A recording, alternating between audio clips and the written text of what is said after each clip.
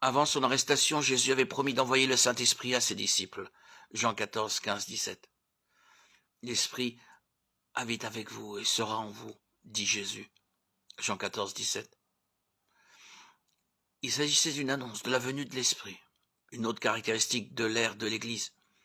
L'effusion de l'Esprit Saint en acte 2 a également marqué l'accomplissement des paroles de Jésus, puisque l'Esprit Saint est venu sur tous les croyants, de manière puissante et visible, même audible.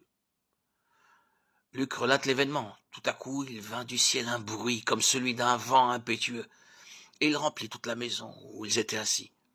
Des langues semblables à des langues de feu leur apparurent, séparées les unes des autres. Ils se posèrent sur chacun d'eux. Et ils furent tous remplis du Saint-Esprit et se mirent à parler en d'autres langues, selon que l'Esprit leur donnait de s'exprimer. Acte 2, 2-4.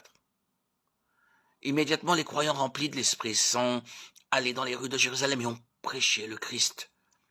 3000 personnes ont été sauvées et baptisées ce jour-là. C'était le commencement de l'Église. L'effusion du Saint-Esprit sur l'humanité et l'inauguration de la nouvelle alliance qui a été ratifiée par le sang de Jésus. Luc 22, 20. Selon les termes de la nouvelle alliance, chaque croyant reçoit le Saint-Esprit. Éphésiens 1, 13. Depuis la Pentecôte, le Saint-Esprit baptise chaque croyant dans le Christ au moment du salut. 1 Corinthiens 12, 13. Car il vient peupler en permanence le cœur de chacun des enfants de Dieu.